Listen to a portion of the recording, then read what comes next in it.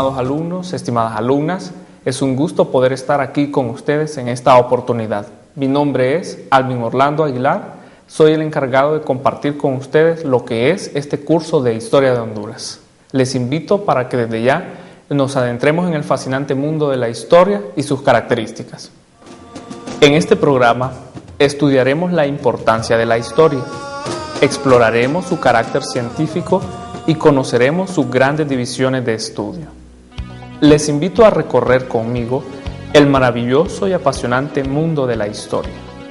Sin lugar a dudas, ustedes durante sus estudios han escuchado o leído acerca del general Francisco Morazán y sus ideas unionistas, de la independencia política de las provincias de Centroamérica, de la corona española en 1821. Yendo un poco más atrás en el tiempo, de la época colonial, de la conquista, del descubrimiento de América y de Honduras. Un poco más reciente, de la famosa huelga de los trabajadores de las compañías bananeras en la costa norte de Honduras en 1954. Pues bien, todos esos son acontecimientos históricos, es decir, son parte del pasado de Honduras, son parte de la historia de Honduras. Aquí surge una interesante pregunta. ¿Cuál es la importancia de estudiar la historia? Como pueden deducir, todos los acontecimientos históricos antes mencionados carecen de importancia o son inútiles si no nos ayudan a comprender, a analizar, a desarrollar el pensamiento crítico y a conocer sus causas y consecuencias. Por lo tanto, para que la historia sea útil dentro de su campo de estudio, debe responder a las siguientes interrogantes: ¿cómo? ¿Por qué? ¿Para qué? ¿Cuáles son las consecuencias mediatas e inmediatas de determinado hecho histórico? Por ejemplo, ¿cómo ocurrió la huelga del 54? ¿Por qué ocurrió esa huelga? ¿Para qué sirvió esa huelga? ¿Cuáles fueron las causas que le dieron origen y cuáles son las consecuencias positivas y negativas? El estudio de la historia de Honduras no solo pretende que comprendamos de manera científica nuestro pasado relacionándolo con el presente, sino, como consecuencia, que nos identifiquemos con su realidad asumiendo el compromiso con la intervención eficaz de su problemática. La historia de Honduras es fuente de identidad nacional. Nos da el sentimiento de pertenencia del pasado y de destino común que parten de las colectividades humanas y que nos compromete en procurar el desarrollo de nuestro país. Su estudio enriquece nuestra cultura al permitirnos interpretar y relacionar científicamente los hechos de la historia nacional con la historia universal. En suma, el estudio de la historia es importante porque nos permite comprender los orígenes de nuestra sociedad y cultura desarrollando el sentimiento de identidad nacional, conocer las causas y consecuencias de nuestros logros como sociedad, inculcar en las nuevas generaciones valores como la conciencia histórica y actividades que les lleven a participar positivamente en la transformación nacional, desarrollar habilidades cognitivas superiores como el análisis y el pensamiento crítico, la reflexión, la síntesis, el debate y la elaboración de argumentos y ensayos. Carácter científico de la historia. ¿Creen ustedes que la historia es una ciencia?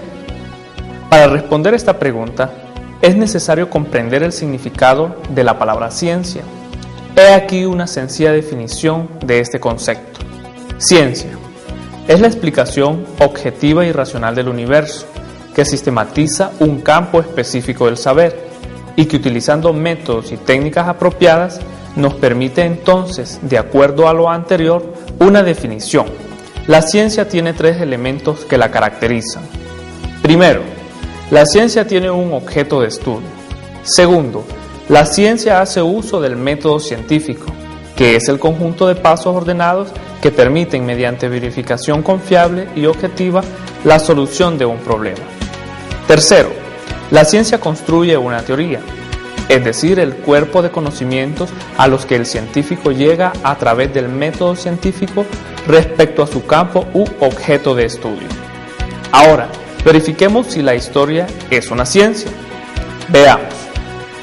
¿Tiene la historia un campo u objeto de estudio? Claro que sí.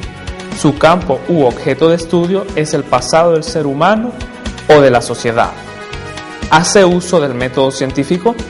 Por supuesto que sí, porque el conocimiento histórico se obtiene de manera indirecta, es decir, por el análisis de las huellas dejadas por el hombre, o sea, las fuentes históricas que a su vez son el puente entre el investigador y el pasado objeto de estudio.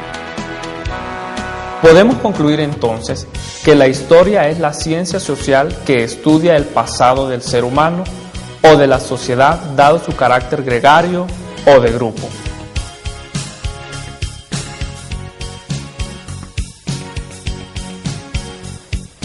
Las grandes divisiones de la historia. La historia es tan amplia, tan extensa, que para estudiarla se ha hecho necesario dividirla. Según Brown, el pasado del hombre se puede estudiar de las siguientes formas: por grupos humanos y regiones geográficas, por temas y actividades, y por períodos, etapas o bloques de tiempo o de modo. Existen dos formas de la periodización de la historia: la periodización tradicional y la periodización del materialismo histórico.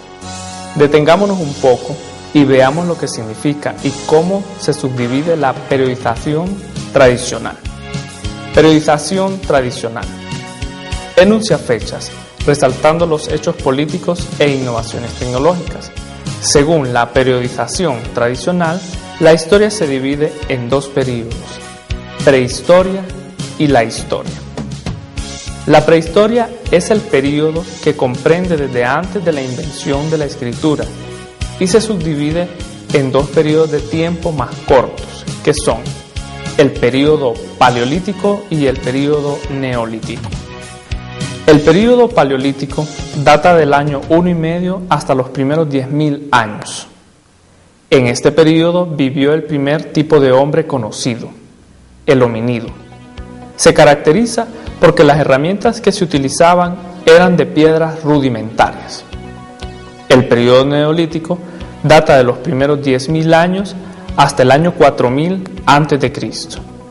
Este período se caracterizó porque las herramientas utilizadas eran de piedra al igual que el período anterior, pero más pulidas y perfeccionadas, y comienzan a usarse los metales como el cobre y bronce.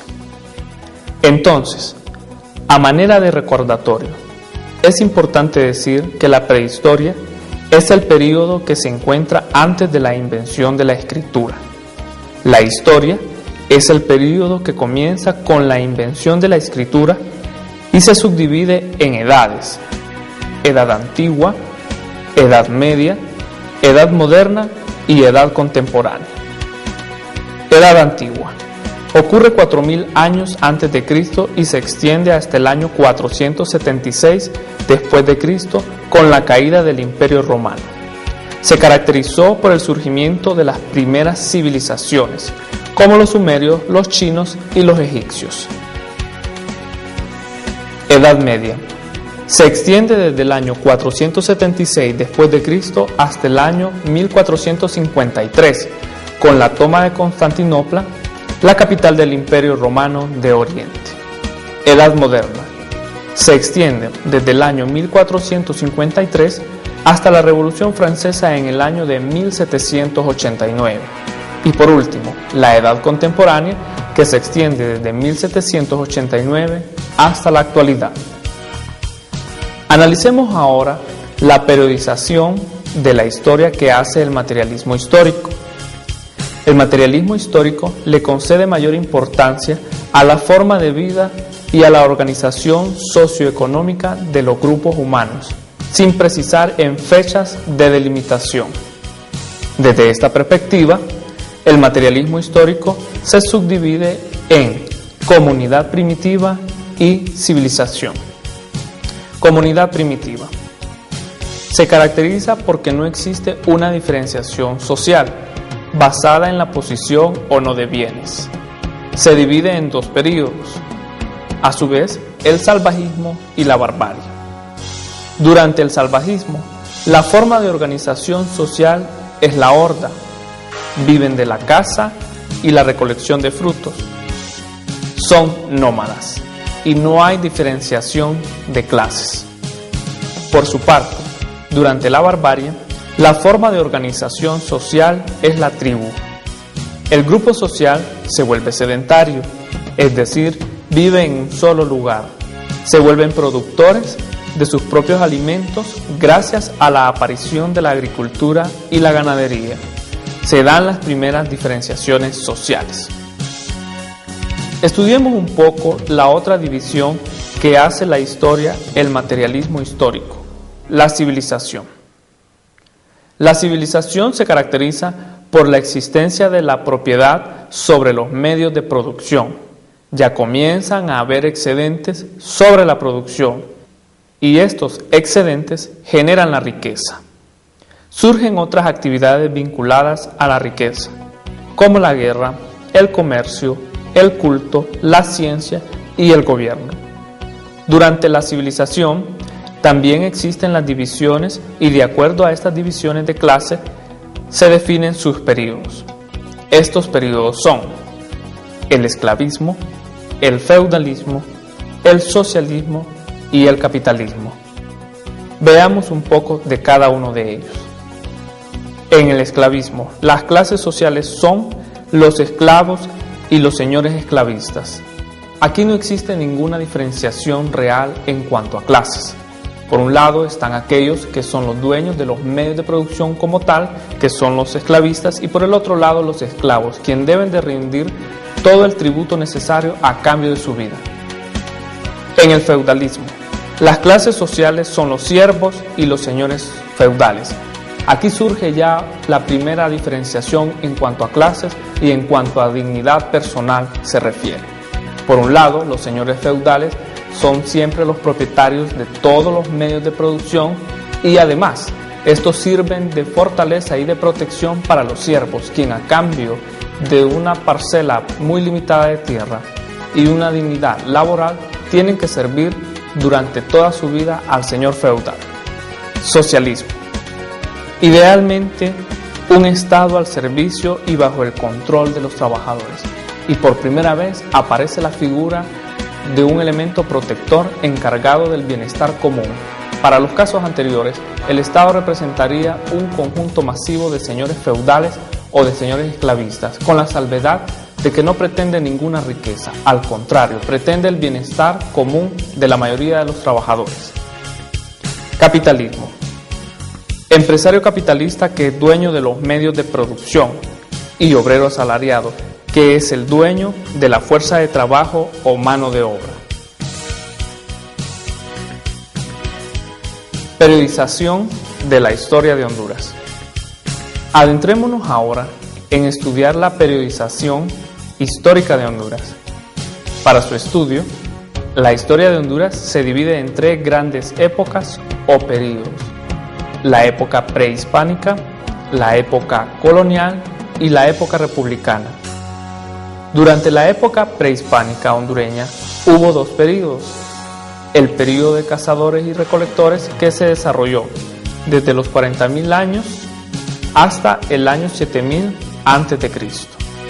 Posteriormente viene el período de los agricultores incipientes, que acontece desde el año 7000 hasta el año 2500 a.C. Después de la prehistoria ocurre el período de la historia, que está sumergido ambos dentro de la época prehispánica. La historia a su vez comprende tres períodos o etapas: el período preclásico o formativo, que data del año 2500 a.C. hasta el año 300 después de Cristo. Luego viene el período clásico, que va desde el año 300 hasta el año 900 después de Cristo. Y por último, el período posclásico, que ocurre desde el año 900 después de Cristo hasta el momento de contacto entre la cultura americana y la cultura europea. Luego de la época prehispánica y después del contacto de la cultura nativa americana con la cultura europea, particularmente española, surge el período o época colonial. La época colonial se subdivide en 4 etapas: el descubrimiento y la conquista, el período de la organización jurídica administrativa del Imperio Español desde el año 1542 hasta el año de 1700. La reorganización y reforma imperial bajo la familia Borbón desde el año 1700 hasta el 1808. Y por último, el período que se desarrolla desde el año 1808 hasta el año 1825, que comprende el declive o decadencia de la hegemonía imperial española y la independencia. Después de la época o período colonial, se desarrolla la época republicana, que comprende 6 períodos que son: la integración de los estados de Centroamérica, que formaron la Federación o Estado Nacional Centroamericano, cuyo periodo se extiende desde el año 1821 al 1839. La formación del Estado hondureño después de la ruptura de la Federación Centroamericana, que ocurre desde el año 1839 al año 1876. La inserción definitiva al mercado mundial capitalista o modelo neoliberal primario, exportador de plata y banano, con lo cual se inicia la modernización del Estado Nacional, cuyo periodo comprende desde el año 1876 al 1949. Luego ocurre la segunda etapa en la modernización del Estado Nacional, denominado Modelo de Desarrollo hacia adelante, que acontece desde el año 1949 hasta el año 1982. Posteriormente, se produce el periodo de estancamiento del desarrollo, que se caracteriza por el surgimiento de los gobiernos democráticos, con la consecuente alineación a la estrategia norteamericana, también conocida como el periodo de la Guerra Fría, producida por el antagonismo entre el modelo capitalista liderado por los Estados Unidos de Norteamérica y el modelo socialista, liderado por la Unión de Repúblicas Socialistas Soviéticas, también conocida como la Unión Soviética. Este periodo se extiende desde el año 1982 hasta el año de 1990. Por último, se desarrolla el periodo posguerra fría, que constituye la tercera etapa en la modernización del Estado Nacional. Se caracteriza por la consolidación democrática, el surgimiento del modelo ajuste económico estructural o ajuste económico estructural neoliberalista, 1990 hasta la fecha.